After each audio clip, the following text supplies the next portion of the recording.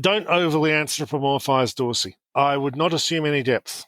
I would look at his actions and I would look at what he does with things and assume that he wants those things.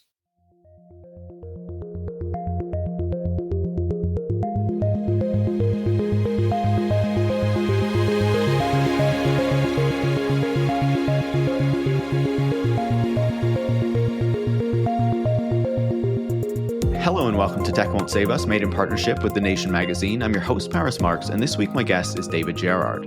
David is the author of two books, Attack of the 50-Foot Blockchain and Libra Shrugged, and he's also started a new website with Amy Castor called Pivot to AI, where they go through some of the ridiculous stories in this AI bubble. Now, if you're not familiar with David, he has been one of the key critical voices writing about blockchain and crypto for many years, long before the bubble of 2020 and 2021. And after I met him in London in 2022, I wanted to have him on the show, but it was as that bubble was fading and, we just weren't doing as many crypto episodes. But he recently wrote a piece about Jack Dorsey, and Jack Dorsey's kind of adherence to this view among a lot of tech billionaires that free speech is allowing racists and right-wingers to say whatever kind of horrible things and hate speech they want to say, and having the rest of us be kind of forced to hear it. This interpretation of free speech that's all about further empowering the powerful and not accepting that free speech also requires some degree of restriction on hate speech as well. So Jack Dorsey is both a Bitcoin enthusiast and someone who is engaging in these discussions as he has increasingly retreated from Bluesky, this project that he helped to fund and hoped to set up as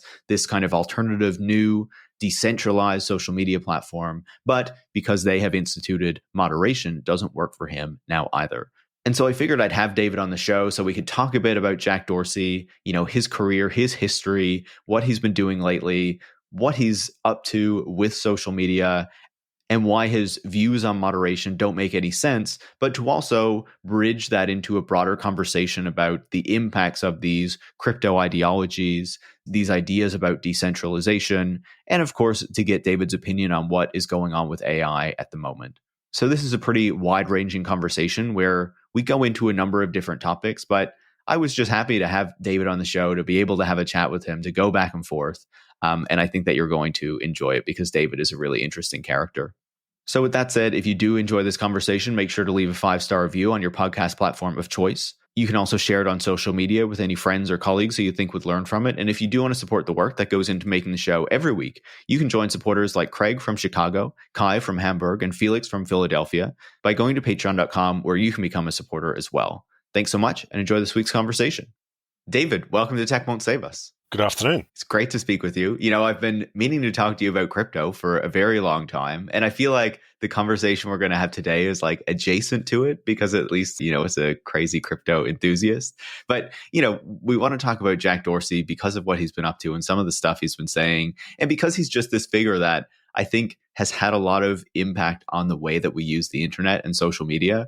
But I feel like he's one of those that kind of recedes into the background a bit. We kind of forget he's there. He's a bit of a dumbass, and that probably helps with it. So if you were to kind of briefly describe who Jack Dorsey is to the listener, how would you put it to people? How would you explain who this guy is? Jack Dorsey is the co-founder of Twitter and the founder of payment company Square, now called Block. He's a hilariously stereotypical tech billionaire. He tries to look like the sort of freshly pressed version of a Burning Man guy, and nothing he says is not a corporate PR statement. He has bigged up his influence on Twitter. This is an important part of the Dorsey story. He's tried to make out that he was the visionary behind Twitter and he meant to do all of that. This is false. He was fired from Twitter twice with cause. So in the tradition of Silicon Valley, he has failed upward reliably. And also he's really into his Bitcoins. I'm not sure he understands what a Bitcoin is, but he's really, really into it. He apparently has some technical ability or had some technical ability, could code things and so on, which puts him in the top 5% of tech billionaire guys. That's the summary in a nutshell. A year or so ago, my editor at Foreign Policy, James Palmer, asked me to write something about Dorsey going on about Bitcoin, because he was going on about Bitcoin. I completely flubbed on this article. I failed to deliver. Fatal for a freelancer. But there's nothing to write about the guy. He's got no personality. I reviewed literally his entire Twitter stream. There isn't much of it because everything he tweeted read like a PR statement. And then I looked into his history, and it's like he barely has one. Yeah, no, I agree with you. Like, he seems like one of these people who there's like not a whole lot going on behind the eyes there, and who we talk a lot about, or at least the tech industry likes to make it seem like they're this great meritocracy, and like, you know, you can kind of work your way up and you can make it as a startup person or whatever, as long as you work hard enough. But he really does seem to call this entire kind of idea of tech meritocracy into question, because he is clearly, like you said, you know, he was fired as CEO very early on in the company, and then he came back in 2015 and of course ended up leaving again in 2021. And he just seems like a very unimpressive individual who has locked into all this wealth and now can use it to make it seem like he's something much more than that. Now, I mean, to be fair, he's reasonably intelligent. He was good with computers. He could code. He has started 2 successful companies. However successful Twitter is, Square is definitely successful. You know, Square was making useful things that did a job, terminals in shops and so on. And like, that's not nothing. You know, he has done things. He has achievements, which is more than a lot of people have. But he's also got that failing up thing. And also, like with Square, he then tried to sort of add blockchain to it. Now, for those who aren't aware, everything about blockchain is absolute bollocks. Bitcoiners will tell you you just don't understand the technology. This is them throwing up chaff. It's one of those things where the thing is clearly a con. It's clearly some sort of scam, simply because it makes promises that magic can happen. And of course, magic doesn't happen. And magic really never happens with money. Anyone who says magic happens with money is trying to pick your pocket 100% of the time. So when Bitcoiners say, oh, you just don't understand technology, that's because they've made an impossible promise and their excuse is, oh, it's technology. Technology, yes. And you go, oh, it's technology. And so you can see the same sort of phenomenon with AI promotion these days. It's a bit different because the technologies that are collectively marketed as AI do actually exist and do things, you know. Machine learning is clearly useful and functional. Google Translate's amazing, that sort of thing. But the bullshit line is exactly the same as the crypto one because it's the same venture capitalists and the same promoters who had pivoted from crypto to AI. And I, as a critic, recently pivoted. So, yeah. But, we'll get to that. But it's the same sort of line of nonsense where someone's selling you magic and says technology does the job. So blockchain doesn't work and it doesn't do anything. Everything he did at Square with blockchain-y things and trying to bolt Bitcoins into places they didn't belong, it was just nuts. He's literally a successful payments guy. He knows the space. He knows how it works. Why would he think this was a good idea? This baffles me because it isn't like he was a failure at payments, you know. And eventually he's tried to spin it out as a separate company called TBD, producing Web 5. They skipped 4. Like, but I just looked at the TBD page just now to see what they're up to these days. I have no idea what they do. It's like he's re-implementing a pile of ideas that crypto guys have been talking about for 15 years, none of which worked or can work, but he's going to do another one that can't work. He's big on self-sovereign identity, which is basically a lovely dream, but is not going to work in the context of the present civilization, because the trouble with self-sovereign identity is either you can have customer service or you drop your iPhone in a puddle and you don't exist anymore and you've lost everything. There are no alternatives. It turns out people overwhelmingly want customer service. I mean, the trouble with most blockchain dreams and sort of tech anarchist dreams and anarcho-capitalist dreams is that most people aren't actually anarchists of any stripe. Most people want to live in a society where they know there's someone they can talk to about things. People overwhelmingly choose customer service. My favorite object lesson of this is Wikipedia. Like, I've been on Wikipedia 20 years, I'm an admin, and it's like we were given a completely blank slate. You could do anything. The very first thing people did was build the most Byzantine bureaucracy imaginable. So yeah, most people aren't anarchists. Yeah, I love that example though. It's amazing. So, of course, with an impossible bureaucracy, what's it come down to? What you know and who you know and how well you can argue. Yeah, of course. Whenever you get two people in a room, it's politics. Of course. And I guess as you're describing that, right, as you're describing how he has been trying to implement these blockchain ideas and he's really into Bitcoin, if we're thinking about someone like Jack Dorsey, does he have like a coherent worldview or ideology? Or is he just kind of like going along with the Bitcoin stuff and kind of like whatever kind of attracts his fancy at a time, he kind of goes for it. But it's hard to understand how he really understands the world. Like, do you have an idea of how he thinks about it? Some idea. No, I think that from what he says, he has no understanding of how Bitcoin works, which is odd because he's actually technically equipped to understand it. It's not hard. The point of Bitcoin is not the technology, it's the politics. The idea of Bitcoin is it was invented to implement a particular form of Austrian economics. Anarcho-capitalism, Austrian economics, the gold standard, except the gold would be digital tokens that couldn't be faked. That was their idea. Even Austrian economics fans don't accept this, right? Austrianism fans will often make fun of Bitcoin, but the guys can talk to each other. Bitcoiners and Austrians talk to each other a lot because they have similar ideas. They get along fine. And you read the Miser's Wire and they're quite fascinated with Bitcoin and the possibilities of crypto as an idea. So they're broadly ideologically compatible. Now, Dorsey is coming to it, I think, because he understands fully the politics of Bitcoin and what it promises in that regard. And the technical stuff is a minor detail. He is a rich libertarian of the sort who finds nothing more ghastly than the prospect of being taxed.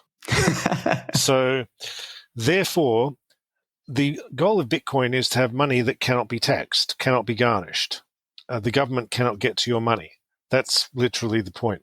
Now, Bitcoin in 2024 is not quite like that because at this point, approximately 100% of people who are into Bitcoin are in it for the US dollars. So they do things like set up Bitcoin ETFs, which are regulated by the SEC, and they think Wall Street adoption is good news for Bitcoin. And I'm pretty sure that is not, in fact, the ANCAP vision of Satoshi Nakamoto. But they've got money at the moment. The public doesn't care about Bitcoin anymore. I've seen interest just drop right off. I mean, I'm bored with it, and so are they. I predicted that we might have another bubble in Bitcoin by 2024 or 5 because there's nothing it can do but bubble. It's a meaningless non-commodity that doesn't do anything. All it can do is bubble. So, but then all of 2023, all the Bitcoin news was Sam Bankman-Fried is a crook and is going to jail. So Bitcoin, ordinary people view Bitcoin as this nerd money for nerds to pick each other's pockets. They really hate NFT bros because you get those guys on your social media, they are the worst. And then they find out about Bitcoin mining using 0.5% of all electricity and they get angry. One thing that Bitcoin has is it's theoretically decentralized. That's decentralization, not in the sense of operationally decentralized, because it's actually quite centralized, but decentralized in the sense of can't sue me, bro. That is the point of Bitcoin. That is what these people want. They want money without being able to be called out on it. This requires a weird view of money. Now, you or I might think money is a social relation, a function of society, a token you have that people exchange, a sort of social ration ticket. When people get stupid, they do things like think, what if money was real? What if money was an object that existed independent of space and time? Maybe gold will do that job. I'm into gold now. Maybe Bitcoins will do that job. I'm into Bitcoins now. They want something that will work everywhere.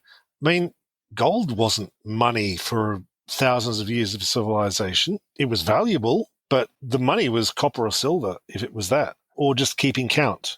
Quite frequently, it was just virtual money that was kept count on account. The gold standard was put into place more or less by the European empires, particularly the British Empire. You'll see some Austrian economists claim that the pound sterling was held up by being a gold standard, whereas everyone else thinks it was more to do with being the currency of a world-spanning empire. But even when it ran, a gold standard was you have gold in reserve and you have paper money that represents the gold. This was obeyed more in the breach. To the extent it did work, it was horribly economically unstable. booms and busts, major economic crises like 2008. Imagine having one of those every year or worse.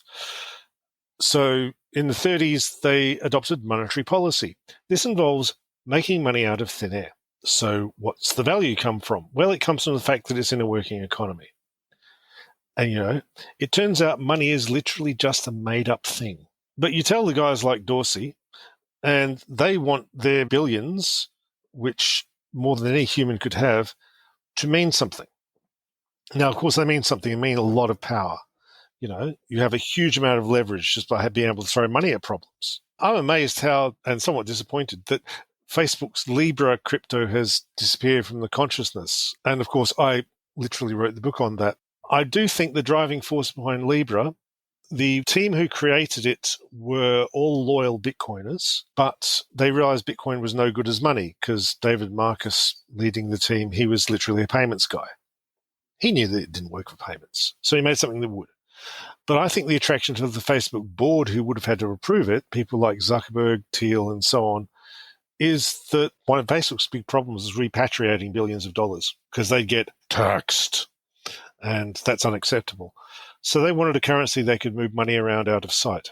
The US government said, lol, no, you're not going to take on the US dollar. We will shut you down hard. In one of the 3 hearings about this in Congress, one congressman said to Mark Zuckerberg in very small words, we use US dollars in place of soldiers.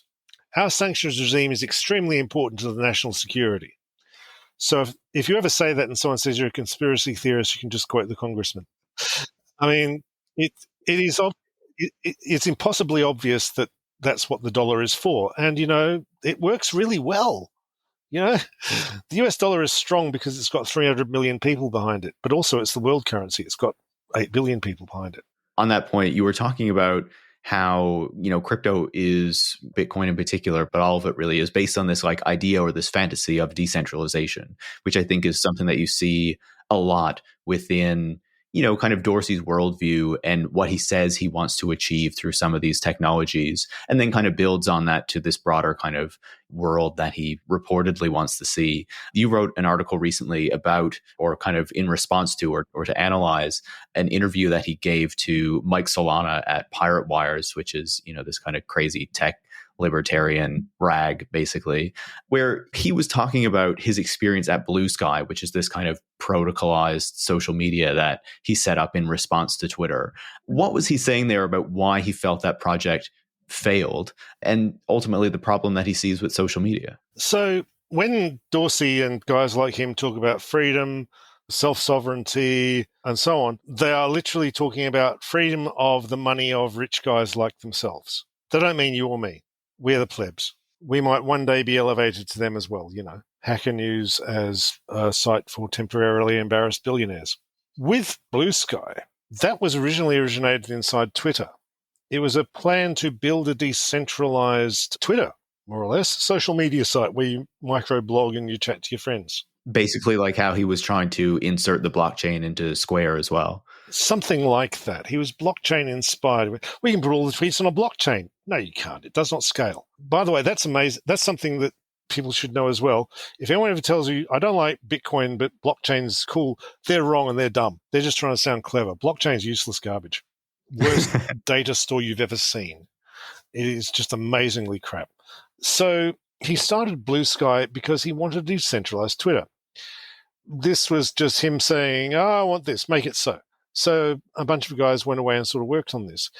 Bluesky started as an internal project. Then I'm not sure on the details. It was pushed out and it set up as a separate company, not a pure for-profit company, some sort of public interest B Corp, I think, where it can make a profit, but it sort of has to be nice about it. I'm not sure of the details. What he did was he tried to hire on people who had the same vision as him, and they wanted the same things. So what this resulted in was a bunch of Bluesky staff who are from the less wrong rationalist sphere, a lot of crypto people. The CEO used to be a Zcash developer.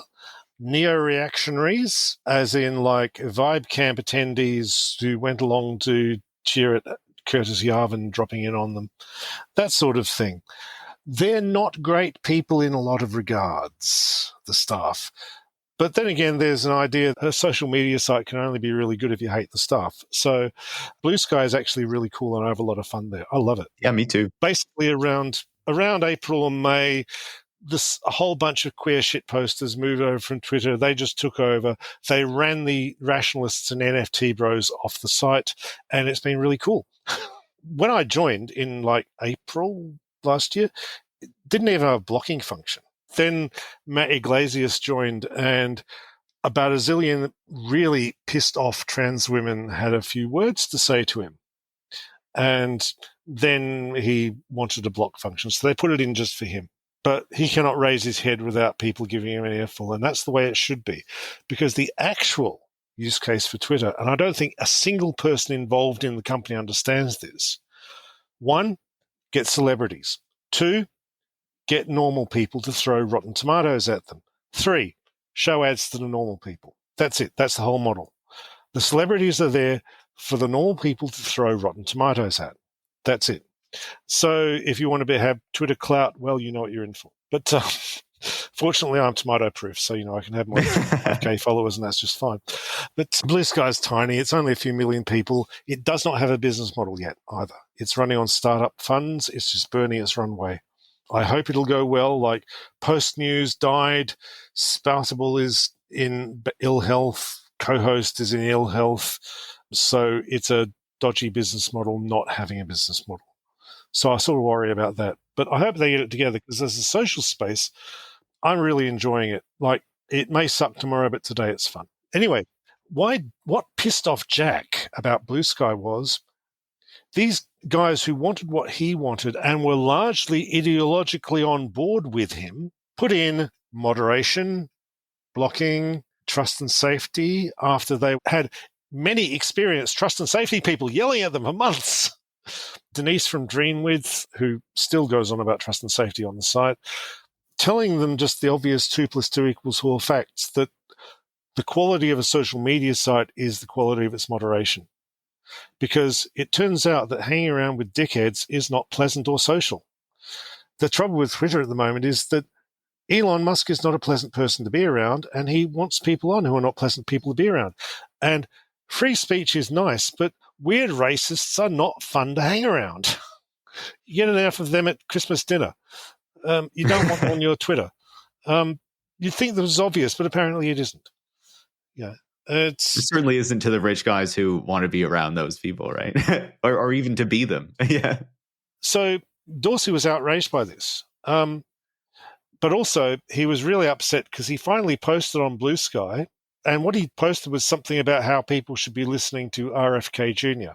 The site did not react positively to him. So being on the receiving end of quite a lot of rotten tomatoes, he took his leave. He ended up deleting his account. The tweets are the Bluesky posts are still out there somewhere on the blockchain-like structure that they store all tweets in. But yeah, I mean, it's X now, so we can call them tweets. We can take the word back. But that was what Jack was really upset about. He tried posting to another network called Nostr, which was started by a Bitcoin guy. Nostr is not usable by humans. The simple guide to joining Nostr says, first create a cryptographic key pair. This isn't going to work. Yeah, you've already excluded like 99.9% of everybody. So what happened with Nostr is it filled up with crypto guys trying to pick each other's pockets, but no actual sort of suckers to pick the pockets of, which is why crypto is still based on crypto Twitter, because they might get some suckers there. And so I guess, on the point about Bluesky, it was basically, he set this kind of protocolized social media up to be this alternative to Twitter, or, the next phase of Twitter, I guess, based on his, beliefs in this kind of crypto stuff and this decentralization.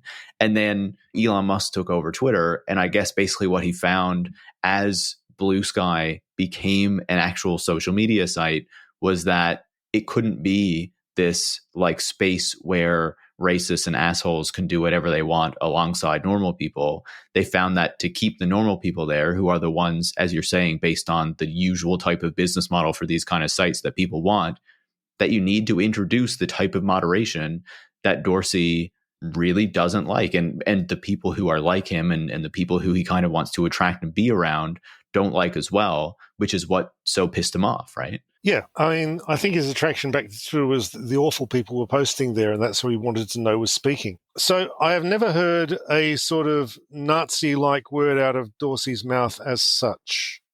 However, he keeps having all these coincidental, tangential relations. Like, he was personally the guy who stopped literal neo-Nazi Richard Spencer from having his account deleted for multiple sock puppetry. He stopped Milo Yiannopoulos from being deplatformed from Twitter. He personally stopped President Trump from being kicked off Twitter for things that anyone else would have been kicked off long ago. For making nuclear threats on Twitter from the one guy that nuclear threats are credible from. Yeah, he has the codes. Extreme social media breaching. But so I don't know what finally got Jack kicked out. I think it was a lot of Bitcoin agitation and that sort of thing. I think something like Twitter, it's a terrible business to be in, social media. I don't think there's money in it. Twitter has lost money more or less continuously. It was in profit for places, but it's hard to make money in it. You have to be centrist because the center is where the money is. Normal people who think of themselves as normal and think center is a good place to be. Now, that's the opposite of free speech, and it turns out free speech is actually important. So you've always got a tension there. On the other hand, kicking off Nazis is easy because they're antisocial. This was actually an important incident in Bluesky's history, by the way. They'd gone out of their way to recruit a bunch of people from Black Twitter. Then they had this neo-Nazi who, literally a neo-Nazi, English nationalist, who was suggested that one of their posters go and kill herself in a particularly violent and graphically described manner. They spent a week vacillating about whether to kick this person off. Then they instituted a new rule that said the person could be kicked off under extremely specific circumstances that wouldn't get them kicked off straight away. Then it came out that half the staff, including CEO, were followers of the Nazi. Then the Nazi would not be told and breached again, and they kicked her off. Since then, they've been quite reasonably good about kicking Nazis off. But they had to be dragged kicking and screaming to moderation because sites don't work without it. And that is what really upset Jack. His ideas were put to the test, and they failed hard with people who agreed with him. Even they had to be reasonable about it. Yeah, which I think is the key point, right? Because he went and hired so many of the people who had similar worldviews, who were in this kind of crypto space that he was in. And then even they found that, listen, to make this site something that was going to work, it had to be moderated, right? That they had to move in here. And I found it interesting because in the article that you wrote, you linked to a thread written by one of the developers of Bluesky, Paul Frazee, I think his name is. Yeah, Paul Frazee. I mean, some of the Bluesky guys are very nice. Paul seems a pretty good guy. He's an ex-crypto guy, but now he's putting his life to more useful tasks, Yeah. And he was basically saying that like there was this vision to make Bluesky just a protocol, right? That things would be built on top of it, and it itself like wouldn't be the social media platform or wouldn't be a specific app. But then when Elon Musk took over Twitter and made it very clear that Twitter was not going to become like the first thing to take advantage of this protocol, that they had to do something else. And that Dorsey is at least saying, whether he's just kind of changing his story now because he got pissed off because, as you were saying, people were throwing tomatoes at him on Bluesky, that he was pissed off that it didn't become this protocol and become something else. And that was why he's backing Nostr now instead. Oh, he's off Nostr now because Nostr can't work. So he's more or less given up on that because it's extremely boring. Right. By the way, another tangential thing, the guy who founded Nostr got outed as a huge Nazi fan. Surprise, surprise. This is pure coincidence, I must stress. Yeah, I think the story was, this guy, Fiat Jeff, I might be pronouncing that totally. Something like that. Yeah, but Giovanni Torres Parra is his real name. He's a Brazilian guy who made this Nostr protocol. And, basically what they found, like, no big surprise, this story in Business Insider not too long ago, Dorsey gave the foundation supporting Nostr $10 million. And this guy, specifically, he gave 14 Bitcoins, about $245,000. And, the guy is like promoting Brazilian fascist who rails against communists and says that there's a global conspiracy to create a worldwide socialist dictatorship. And the guy himself had leftism is a disease in his Twitter bio for a long time. So like, these are the types of people making these visions of what social media could be that Jack Dorsey feels that he's so aligned with. But it's no surprise that, something like that is not going to work. It'll just attract the crypto bros, which is, again, not the type of environment that many people probably want to be in. It's not an audience. It's like the sort of own the liberals Twitter. Crypto guys need suckers to prey on, otherwise why are they doing there? They do talk amongst themselves. They talk amongst themselves on Twitter, basically. And as long as Twitter has not literally fallen over, they won't have to think about a new home. The thing about Bluesky is that thread from Pawliw-Fry, he's actually building a thing that works and people can use it. And he's decided, right, we're going to build a social media app and it's going to be good and it's going to be nice and it's going to be fun and you can talk to your friends and you can have a good time on social media, a thing that people actually want. I mean, the thing about what Jack wanted is that his discussion in Pirate Wires, Pirate Wires is an amazing magazine. It's done by Mike Solana. He's literally a Teal acolyte. He works at the Founders Fund. And the magazine is the most reactionary garbage you've ever read. The culture war segment is like minority crimes and so on. It's just the most paleo-conservative horror.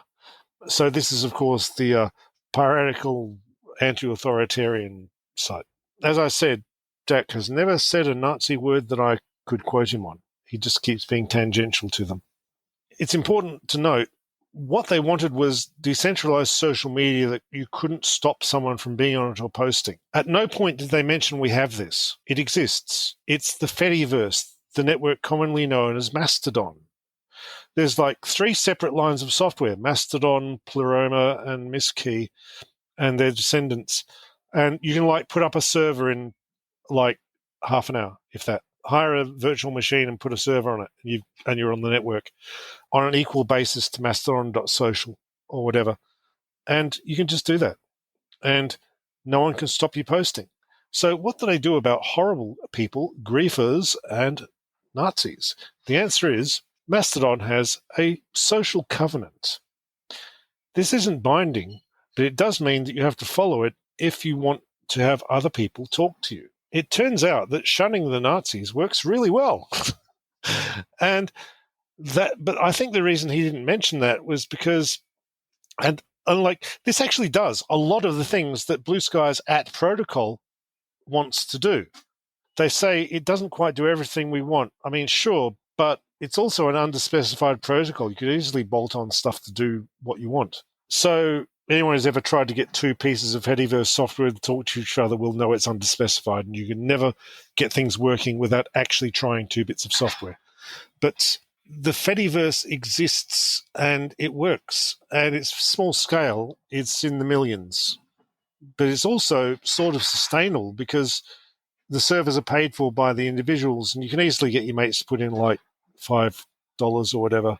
And it's not entirely stable, but it doesn't have to be. And it exists, but the thing is that the horrible people on Twitter who drive everyone else off, they are deprived of an audience, and they can't live without an audience.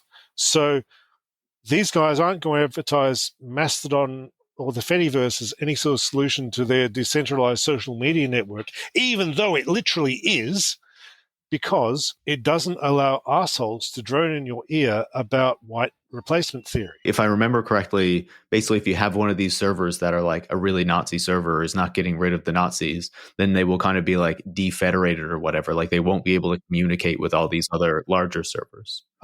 It's sort of like there's a sort of dark Fediverse, the Chud Fediverse of all the horrible people.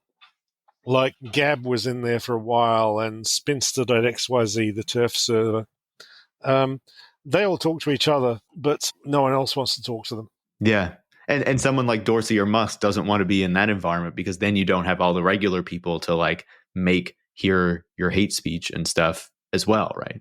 When they say free speech, they mean they want the freedom to drone into your ear and you do not have the freedom to stop them. They don't want to receive free speech at all. That's not what it's about.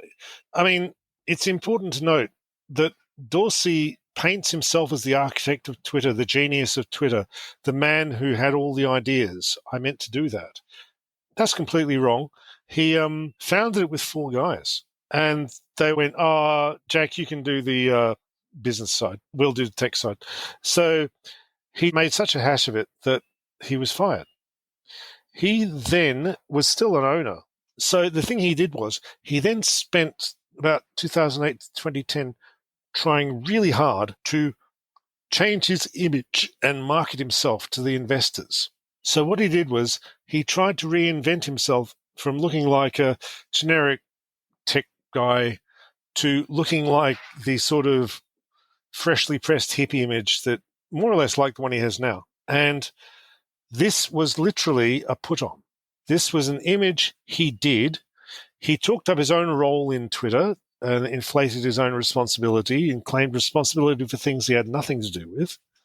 He tried to look quite literally like a boring person's idea of an interesting person, to look to board members like the weird hippie visionary Steve Jobs. So, I mean, Steve Jobs is still the ideal of Silicon Valley. He was a man who actually produced a lot of things, 1997 to 2010, he just had hit after hit after hit. He really, really did do amazing things, amazing gadgets, expanded the vision of what we could do with gadgetry, and it was really an improvement on a lot of things. He was also a horrible asshole, and he also was a massive failure the first time around, which is why he got fired from Apple in 1988. He was bad at his job. He was hired back because he did another system that wasn't marketing well. That was the Next computer, but technically it was good. Apple bought them.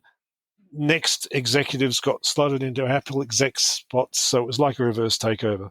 They bought the company and bought its management, and it worked. Mac OS X was incredible. It was the first really popular Unix-based system.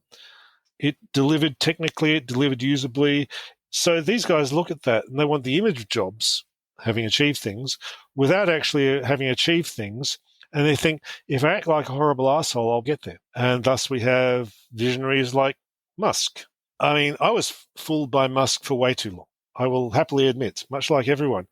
But he really was doing useful things through the 2010s. His talking was useful, as in, like, I've spoken to serious energy transition people who will tell you that Musk was helpful because he would talk up the transition. Politicians go, Mr. Musk, celebrity, tech genius, Iron Man, we will definitely listen to you. And the serious transition guys go, right, here's the plans. And that would really help. That's why I was so disappointed when Musk got in Bitcoin. I went, Elon, mate, you've got one job. Come on. He completely flubbed it. And then worms consumed his entire brain. And we have the Elon we see today. Before going further in today's conversation, let's address a common frustration any Mac user has faced: a slow, lagging computer. Whether you're a creative professional or just trying to get through your day-to-day tasks, nothing is more aggravating than a computer that can't keep up. That's where Clean My Mac X comes in. Anyone using a Mac will recognize this experience. You have a ton of tabs open in Safari or Chrome, or you're using any number of other demanding programs, and they're just using so much memory your fan starts spinning, or the base of your laptop begins to feel like it's on fire. Well, Clean My Mac X optimizes your system, freeing up RAM and managing processes to keep your Mac running smoothly. By doing that, it can even make it so you don't need to drop another $1,000 or $2,000 on a new computer. When I got my first Mac in 2009, I quickly realized I needed a program like Clean My Mac X to keep it from getting too slow and hot. The feature that does that is Smart Scan, which tackles multiple issues at once. It cleans up junk, protects against malware, and boosts performance, all in one click. So give Clean My Mac X a try with a 7-day free trial. To save 20% on your annual license, use the promo code SAVEUS. Don't miss out on optimizing your Mac for better performance. What do you make of how, obviously Dorsey went off and made this Bluesky thing. He did keep his small piece of Twitter once Elon Musk took it over. But now he does seem to be much more publicly backing Elon Musk's management of Twitter and what he's been doing with it. What do you make of what has gone on there? I think he wants what Elon Musk wants, a social space for conservative far-right free speech and people being reprehensible and annoying. Pretty much just as simple as that. Don't overly anthropomorphize Dorsey. I would not assume any depth. I would look at his actions and I would look at what he does with things and assume that he wants those things. There's no 12-dimensional chess going on here whatsoever. He wants freedom of his money, and he wants freedom for awful chud posters. And he never posts sort of anything of what he actually thinks himself, ever. If he correctly divines no one would want him to, that's fine. So I hope not to have to think about Dorsey too much in the future. It's like he keeps trying to bolt Bitcoins onto things and they don't work. And he puts money into the Bitcoin Lightning Network, which is a system to speed up Bitcoin because it's useless for payments. The Lightning Network doesn't work either. It can't work, and people have been saying that since it was first mooted. Specifically, it cannot solve the problem of Bitcoin not scaling. I say that Lightning Network can't work. Bitcoiners say, but I sent a transaction through it. Yeah, but it can't scale. It's just a misunderstanding of everything to do with how payments work in practice. And it's literally a payments guy doing it. That's the one thing I'm baffled by. I think that makes sense. I guess to, kind of ask you a few bigger questions as we kind of wrap up our conversation. I think on the first bit of it, we've been talking a lot about these various social media platforms because Dorsey has been really involved in this space for a long time, right? Obviously he was at Twitter. He helped create, through funding, one of the alternatives to Twitter that people were supposedly going to move to after Musk took over. He's put money into Nostr. I'll give Dorsey credit for his actual things. He's done things. Definitely. But I guess my question is, now that Elon Musk has owned Twitter for a year and a half or so, and we're kind of in this space where, okay, we've seen some people move to these alternative platforms, whether it's Mastodon or Bluesky, Threads, of course, but there are still a lot of people on Twitter. What do you make of the state of kind of that part of the social media landscape and, the not super successful exodus from Twitter, but also, what happened once people did try to leave and interact with these new platforms and all this sort of stuff? I wonder if you have some reflections on kind of what we've seen over the past year and a half. I'm on lots of social networks. I stick on Twitter basically because it's work. Yeah. I'm writing about crypto. I'm a huge skeptic, but I have to be on Twitter. And it's still slightly fun. And some of the stuff Elon comes out with, I'm going to ride this bomb down to Russia, waving my cowboy hat and going yeehaw. I'm not abandoning Titanic at this early stage. It's just too much fun with this iceberg. I want to see what happens. But I think the center has been broken. Twitter was the center of the social media universe. It wasn't the biggest network. It was not the biggest network. It punched well above its weight. And that is because it was where the journalists hung out. Then Elon deliberately repelled the journalists. Some of them have come to Bluesky, where they get people happy to throw tomatoes at them if they say dumb stuff or write dumb stuff. Some are up to the task. Some decide that they've got too much other things to do in their life, and that's fine. Mastodon will not be the center of anything. It's a network. It's going to keep going. But Mastodon remains, fundamentally, it's the social network for people who have opinions on Linux distros. Facebook, I'm on Facebook still because I have friends I've known for 30 or 40 years and I'll never see them anywhere else. But it's a sort of residual audience. We're there for our old people, for our old friends. Facebook's moment has passed. Ed Zitron's been writing some good stuff about this lately. Facebook's done that fatal thing where they start changing their sort of metrics in their quarterly reports. And you go, why are you changing the numbers? What would the old numbers look like? So the little sub-Twitters that have started, Bluesky's got a vital social network, but it's got no income stream. As I said, I worry about that.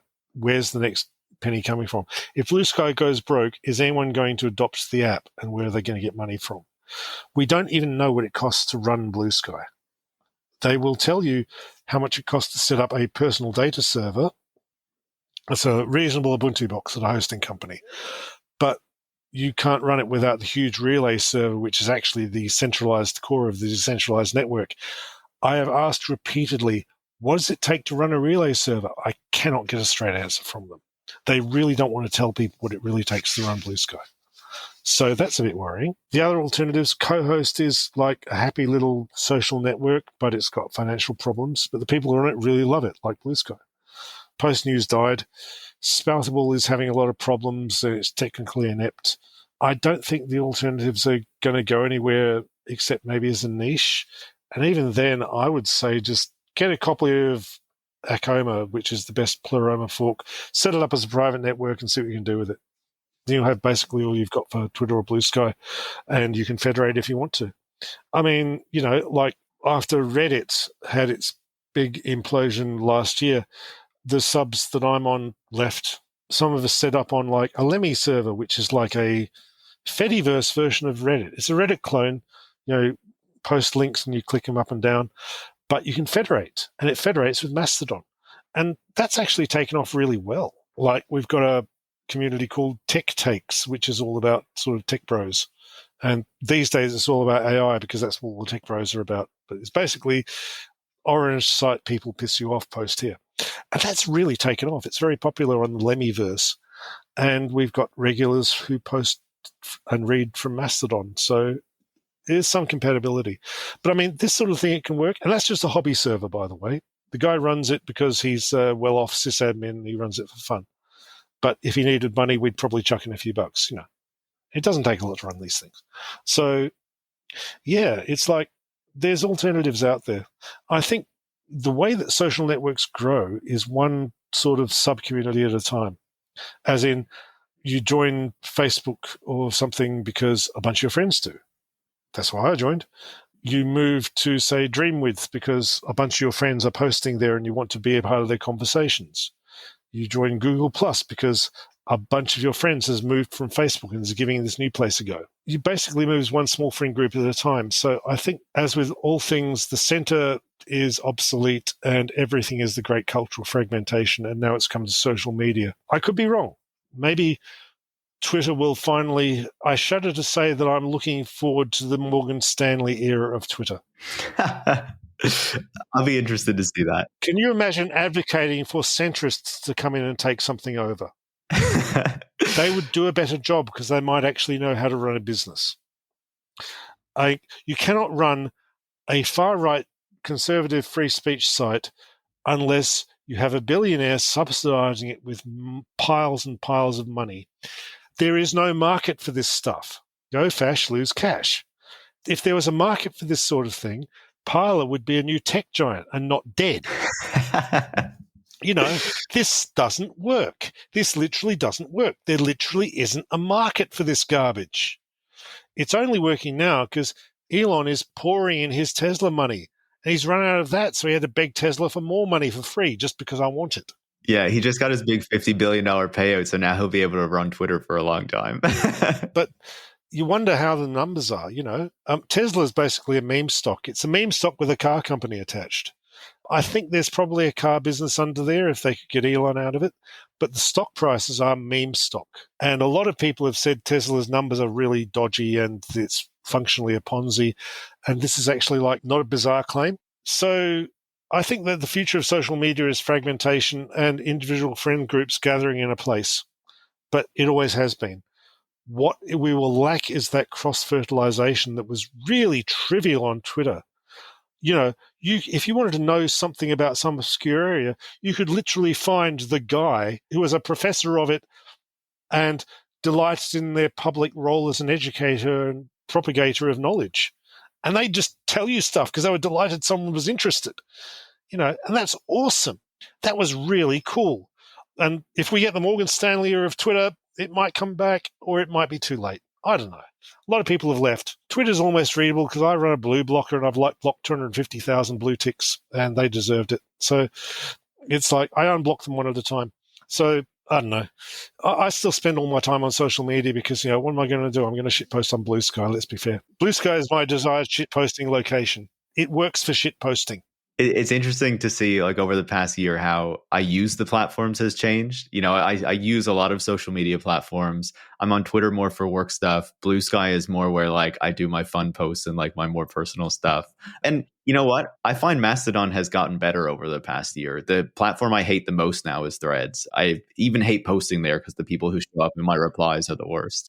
I am not going to Threads under any circumstances. It's I'm sure there are people who love it, but yeah. So I don't understand those people.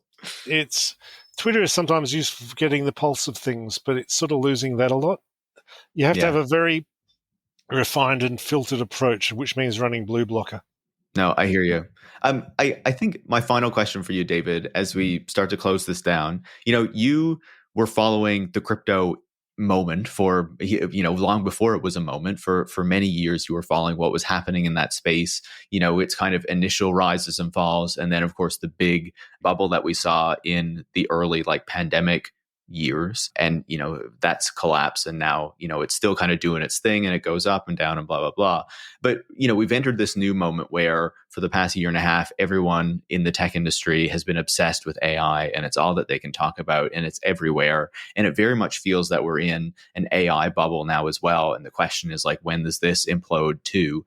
So do you see any similarities between the crypto bubble, the crypto moment, and then what we're seeing with AI now? What's your reflection on all that? It turns out I do. I co-write with Amy Castor, who is another crypto journalist. We discovered we collaborate really well. So we wrote a lot of stuff together. We wrote a few posts over the last year about AI, saying pivot to AI, because we were seeing all these crypto guys pivoting to AI.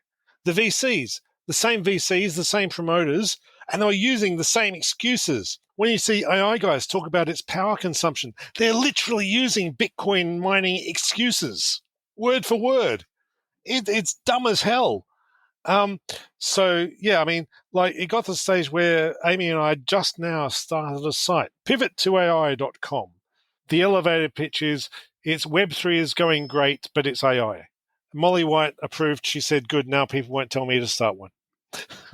So that's actually, we're posting once a day, and it's really easy. And it turns out we both realized we've been really hating right about crypto because nothing's happening. It's dead. It's boring. The only people who care about crypto now are people who read Matt Levine every day, people who are nerds about finance. It's still fascinating, but the public has had a gutful. They really do not want to know. The Bitcoin price went up recently to its previous bubble heights. That rise was fake, and we traced exactly how it was fake. It's a pile of dubious stable coins on Binance pumping the price. Literally just fake money. They pumped it with fake money, and they could only get it up to that high. There was no trading interest from retail on Coinbase in actual dollars. And that's why no one took it seriously, because it was like a hot air balloon. I don't think crypto has any life in it. They're desperately spending more money than anyone has in the US elections lobbying for crypto. I don't think that will bring the magic back for them. I don't think they've got a hope. I think the public just is not buying their nonsense. The Treasury and the Federal Reserve and the people who take the US dollar extremely seriously and the economy extremely seriously are not putting up with these assholes. They are desperately afraid that these incompetent bozos will screw up the real economy. And people have good reason to be upset at the state of the economy right now, because at the bottom end, it's not very nice. But it could be worse, and it will be worse if these guys get in. So with the demise of the Chevron deference in the Supreme Court, suddenly their regulations are obsolete if you have a sufficiently insane Republican judge. And so the US economy will probably get hyperinflation from the Bitcoin guys anyway. So I don't know. I guess climate change will kick in and we all die of starvation in 5 years. But it was a good run. At least we have Bluesky. It may not run out of money by then. The hopeful note to end on. My final question, thinking about the AI moment and the relationship to crypto, is what you make of NVIDIA, or if you have any thoughts, because that seems to be the company that has soared the most because of this bubble, and it feels like it's prepared to crash at any moment. So NVIDIA, it's important to know NVIDIA is the one AI company of substance. That is, they do a roaring trade making useful things that do exactly what they're advertised as doing. Video cards, you can play games with them. So, I know NVIDIA people and ex-NVIDIA people, and, they ignore the stock price. They think Mr. Market is generally on crack, and they just get on with making video cards. The stock price has gone up and down. NVIDIA's technical fortunes have gone up and down. The CEO, Jensen Huang, spoke recently and talked a lot of AI bilge about how it would definitely go up forever. And no sane person listening could hear anything other than, lol, it's a bubble, you idiots. I'm making money while I can. Where's the Coke? I certainly wouldn't attribute drug use to him, though, I must clarify. But he's got a good reputation as a manager from actual NVIDIA employees, that he knows his stuff and he knows what he's doing. So NVIDIA is actually the only company that isn't full of liars. They know very well they're in a moment. They're making money while there's money being made. The stock price is on crack. NVIDIA is one of the largest members of the NASDAQ average and of the S&P 500. So when AI crashes, NVIDIA will be out of the bubble economy and it's going to hurt the numbers. Now, how panicked that makes the rest of business and how much they screw over people who actually do things for a living, it won't be fun, but nothing ever is. I guess we will still have video cards. All of that computing power, I mean, most of it doesn't even have video ports. It's just number crunching cards. It's actually useful. You can do a lot of science with that stuff. You can turn it to good human uses. You can turn it to bad human uses. But you can turn it to uses that are AI. Things that actually achieve a goal that a person might have. Weather prediction. Useful stuff. So I expect what we'll have left over from the AI revolution is some technologies that do things. LLMs might be used for sane uses, if there are any, but they won't be used just as lying spam machines. There's a place for a super duper spell checker. Autocomplete. Machine learning is going forward as well. AI has literally always been a marketing term. Since 1954, it's been a marketing term, not a technology.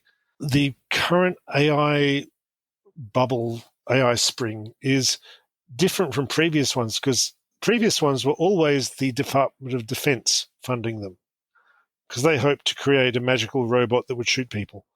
Maybe they've got that now. They don't need to go anymore. So this one is basically funded by venture capital because they're not being taxed enough. There's family offices, pension funds, sovereign wealth funds. They've got literally hundreds of billions into the trillions of dollars desperately looking for a home. They need a bubble. There isn't one. So they're going to fake one. They tried crypto. It didn't work. It failed. AI, it actually does things. They bubbled this one. But even they're running out of patience because these companies are just not producing. Even The Economist had an article about how this stuff wasn't actually driving the real economy at all. Number is up, but number is a derivative of the real economy. And so they're losing patience. I gave it about 2 years, but around March, we were asking around a lot of AI peons in the companies, and they were all giving it like 9 months. End of 2024 is when the funders will finally lose patience. Ed Zitron gave it about the same. So I guess I predicted 2 years, but they all predict 9 months or 6 months now. So I don't know. We could be wrong. Might last longer, might last shorter. But this shit doesn't work. I think that's very important. It doesn't work. It's never worked. And to the extent it does work, it's extremely limited. And these numbers are not sustainable. So, yeah, it's going to crash. I don't know what they'll do in place of it. I think they're only holding on to AI because they really cannot find a replacement. Like, I thought they might try to move into quantum. There's a lot of nonsense quantum computing being sold. Like, quantum computing does not work yet. When it does work, it'll be huge. That'll be in 30 years, not in 2024. Right now, quantum cannot crack your crypto. It cannot revolutionize numerical problems. It can't do any of that stuff. It cannot reliably factor numbers as high as 35. So maybe it's not quite there yet. But companies are paying actual money, millions of dollars, for beautiful science experiments that should be on a lab bench and not pretending to be a commercial enterprise. And it's just absolute mis-selling. It's nonsense. But maybe they'll try to get into quantum. Yeah, that might be the next big thing. I think I'm hopeful with what you say about NVIDIA, like that they understand they're in a bubble and they're just going to take advantage of the stock price while it's up, but just keep kind of chugging away at what they're doing. NVIDIA is a real company that makes things. They're not a bullshit merchant.